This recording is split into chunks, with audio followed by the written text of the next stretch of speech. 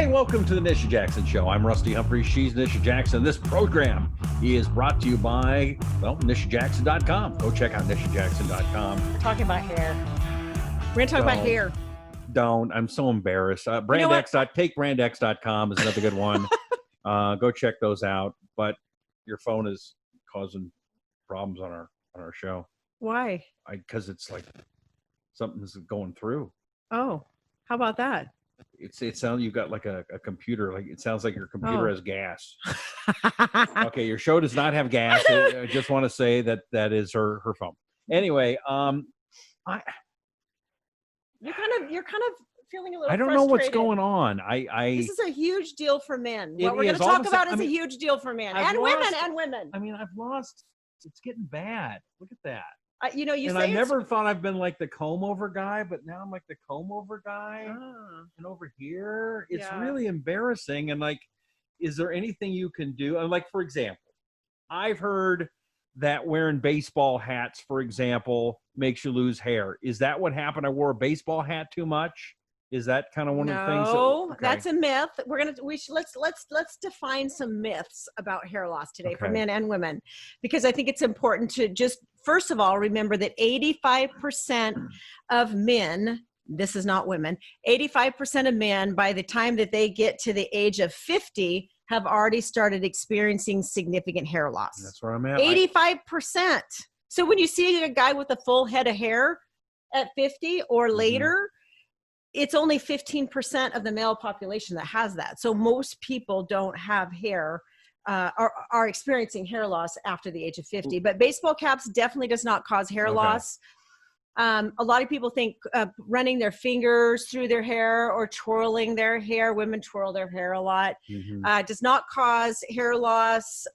Excessive combing, brushing, like I said, twisting, playing with your hair. If you are not, you still need to be gentle with your hair. Obviously, you don't want to be like, brushing it hard or whatever and styling it hard. I'm afraid to touch it. I mean, it feels like every time I do something, I'm losing hair. And I know like some celebrities and stuff, and they use those toupees. And I'm like going, man, do I need to do that? Okay, well, let's don't go to the toupee card yet. Well, that is an option. Okay. But let's wait on the toupee. It scares me. I think you should try just shaving your head. But anyway, we'll get. No, I would look so horrible with a shaved head. You could try it. Okay. No. All right. Okay. Is there a myth there? If you shave your head, it won't ever come back. Okay, hold on just a second. Let's go one step at a time. Okay. What does cause hair loss? Okay. What causes hair loss? What does cause hair? Smoking, definitely. There's been many studies done on the correlation between smoking and hair loss for men and women. Okay. So that's not pretty. That's not good. Alopecia, as doctors call it, is a common cause of hair loss. Male pattern baldness can be genetic, and many times it is genetic. It doesn't mean there's something wrong with you. It's a very genetic pattern. Just look at, fathers and sons. Of course, you see this. So often. I should be mad at my grandfather. It's very genetic. Yeah, let's just put it that way. All right. Okay. So increased stress if you have too much vitamin A. So some people get hair loss with certain medications and supplements. So you just have to look at what you're taking, because sometimes if your vitamin A levels get to be too high, you can have hair loss. If you don't have enough protein in your diet, your hair follicles are keratin, they need protein. So this happens a lot with vegans or vegetarians who are wondering, why in the world am I losing my hair? But they're not careful about getting the good amount of protein in their diet, like good vegetarian proteins. Look at me. I don't think that's my problem. That's not your problem. We're going to keep going down the list. Stress is by far the number one cause, because what stress does is it takes all of your body's energy away from the things that keeps you healthy, like your gut and your hair and your skin and your nails and all the things that are kind of like the nice things about the way we look. It takes the energy and the work away from that, and it really focuses on just getting you through the stress. So overeating, obesity, high insulin, inflammation, high sugar, all of those things can cause hair loss. Also yeast in your scalp, like fungus in your scalp. Oh, how do you get that? How does that happen? So you eat too much sugar. yeast loves to live in warm, sugary environments. So let's just say your head can be a warm, sugary environment. So if you have a lot of sugar in your diet, your yeast can grow in your scalp, and sometimes that can cause itching. Sometimes it can cause dandruff, but it definitely causes hair loss. So would that be the candida we've talked about before? Or is it a different kind of candida yeast? In your scalp? Okay. Yes, exactly. So it's candidiasis of the scalp, and we treat it with a fungal medication. So all I'm saying is there's a lot of reasons why you would have hair loss, and you want to try to even bacteria in your scalp. So you want to try to eliminate all of those things, clean up the gut, clean up the diet, maybe get some medicine to treat the fungus in the scalp. Even if you don't know for sure you have it, somebody might want to go ahead and treat you, especially if you have some symptoms of it. Okay. Although you can take a little specimen from your scalp and see. But men getting male pattern baldness they do develop kind of an M shape. So it kind of points in the middle and it goes out like this. So it's kind of like an M. Yeah, see the point in the middle? And it goes out. This is a perfect example of male pattern baldness. Thank you. And then they get bald right here on the top part. And then eventually it all kind of grows together. Do you want to use me as the model? Yeah. Go ahead. Okay. See, this is the baldness on top. You can touch the hair. Go ahead. Yeah, this is the baldness on the top. Okay, lift your head up. And then you got the M point in the middle. So this is male pattern baldness. M stands for male. Okay. And then bald here. And then eventually the bald spot grows into the M. And there you have it. You have like a little tiny strip. How bad did that look? It didn't look bad. I'm just saying that if you have male pattern baldness, it is more difficult to treat. But that doesn't mean it can't be treated in making your scalp more healthy. So that's really what I want to focus on. Okay. So a lot of people, and just remember, there are medications that can cause hair loss, and I'll get into that in a little bit. But the treatments for hair loss. So if you came into our office, which you will be this week, a lot of people ask for the prescription minoxidil. And minoxidil is a medication that's FDA approved.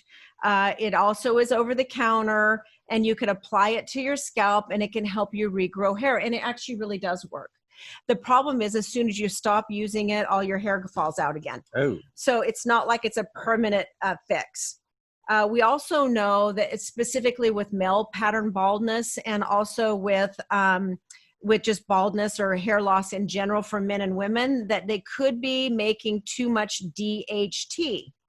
And if you make too much DHT, you really need to probably be treated for that. So I always recommend doing the hormones, identifying what the balance is.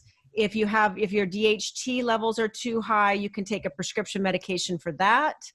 But I think it's better just to fix the hormones and get them into balance, because sometimes it's really just a hormone imbalance. Low thyroid can cause hair loss for men and women. High estrogen in men can cause hair loss. So when men get too much estrogen and not enough testosterone, or their testosterone's turning into estrogen and they're kind of like what I call estrogenized or feminized, they get hair loss. Interesting. So let me ask you this, because you're the doctor. Can you take the hair from my ears and put them on my hair, on my head? No, I'm not. He asked the weirdest question. Well, it seems to be growing like a farm there. I don't know what's going on. It's crazy. No, I'm not aware of that transplant, and I'm not a transplant specialist. Okay, just asking. Just asking. But a toupee is an option. Unfortunately, they're about $60 to $300 a month in maintenance of those. A month? I thought it'd be like $300. Period. A month. You really have to shop for a good one, obviously. Yeah. And there is a lot of maintenance associated with toupees. You can have a hair transplant. They're very expensive. Many times that this is not a long-term fix. This is a short-term fix. I did that like 10 years ago. Yeah, that's right. You told me that. I forgot about that. And that was not pleasant. Yeah. So one of the things that I want to talk about is PRP injections, because I actually think this is a really good way to fix hair loss. So first, if someone came into our office, we would check all their hormones, make sure that their vitamin and nutrient levels were optimized, that their gut was in good shape, because whatever's happening in your gut is going to be displayed on your skin and in your hair, your scalp, your skin, hair, and nails. So once we cleaned all of that up and balanced and optimized, we would then make sure the scalp didn't have any excessive yeast, no bacteria. We would make sure we might have to use an antibiotic. We might have to use, which usually we don't, but a yeast medication. Then we would actually suggest doing PRP. So we would draw somebody's blood. First of all, what is PRP? Yes. So PRP stands for platelet-rich plasma. Okay. And PRP is when we draw somebody's blood, we spin it down in a special centrifuge that spins it. And then all the platelets, which is I call it liquid gold, the part of the blood that's gold, it rises to the top in these special tubes that we use. And those platelets are filled with hundreds of growth factors. So when we inject them back into the body in areas that need it, like the scalp for hair regrowth, it can stimulate the follicles to be healthier. That's where the hair shaft comes out of, is the follicle. It can stimulate the follicles to be more healthy and dilate more, because what happens with age is your hair follicle closes down, and then those little hairs can't get through there and they don't grow anymore. It's like closing off the opening to anything that's growing, like putting a rock over something that you're trying to grow, it wouldn't grow. Okay. So the PRP helps open up the follicles so that you can get new hair growth to come out. So we do those once a month for 3 months in a row, and it's very effective at regrowing hair. It's better if we can get to the hair loss when it hasn't been gone for years and years. Once the scalp becomes really shiny in an area, like it's been gone for a long time, I still think it would work well with yours. I think so. Let me ask you a quick question, because you've got great hair. Could I use your blood and have that spin and get your gold? I don't have gray hair. I have it's very thin and stringy and fine. But looks better than mine. But taking really good supplements can you use help. other people's blood, or you use your own? You have to use your own. Okay. You would be very sick if you use somebody else's blood. So we do a very good job of making sure we don't mix people's blood up when they come in. But PRP is a really good treatment. Again, going back and optimizing everything, cleaning up the gut, making sure the nutrient levels are really high. There's certain supplements that work really good, like biotin for the hair. And correcting that estrogen dominance, because too much estrogen for men or women can cause hair loss. Changing the shampoos. I think there's some shampoos out there that are really, really good for hair loss, that are more healthy for your hair. I'll make sure and send some home with you. Okay. We have some in our office.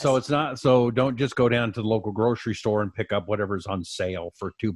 Probably not a good idea, because they're filled with parabens, PCBs, phthalates, which are toxins in your hair that mimic estrogen. And we're trying to fix that problem. Okay. So we need to have it be as clean a shampoo as possible. But there's many on the market that I think are really good. You can go, if you want to look at the best shampoos, you can search it on the internet. We have them at One Peak Medical Clinic. They're very good. It's a whole kit. It's a shampoo, conditioner, and a serum that you put on your scalp. And that stuff works. And it really works. Some people really feel that CBD, you can buy CBD over the counter now. Rubbing that into your scalp at night is supposed to be really good for hair regrowth. Do you get high on that too? No, you don't get any effect from CBD, any hallucinogenic effect. All right. So that can work. But again, reducing inflammation by correcting your diet, eat whole foods, not garbage food, because the more toxic stuff you put in your body, the less likely you're going to have good hair. So when you say whole foods, you don't mean whole pizza. Not whole pizzas, whole foods. That would be foods that have not been altered by men. Right. See, this is why I'm having that probably. Okay. All right. Or a woman. Well, if you want to find out more, go to nishajackson.com, nishajackson.com, and to get yourself hormonally balanced, or maybe get your hair fixed, or find out about some of these great products she has. One Peak Medical is another great place to go. It's onepeakmedical.com. And Brandex, takebrandex.com, promotes brain focus and attention and physical recovery and stamina. Great drink, and Nisha and I are drinking it right now, as we always do when we do these shows. Cheers. All right, we sure appreciate you. Make sure you subscribe, and like, and share your friends and let everybody know. We put these shows out every Tuesday, and can't tell you how much we appreciate you. Yes, and when you see it on our Facebook, on the Nisha Jackson Facebook, Dr. Nisha Jackson Facebook, or Instagram, or you see it on One Peak Medical, share it with people. Yeah. Share it on your own Facebook. It really helps. Yes. And this information is important. It is, especially the hair loss for guys, because all of us are freaking out over this if they're having a problem. All right, we appreciate you. We'll catch you next time. I'm Rusty Humphries. That's Nisha Jackson, and this is the Nisha Jackson Show.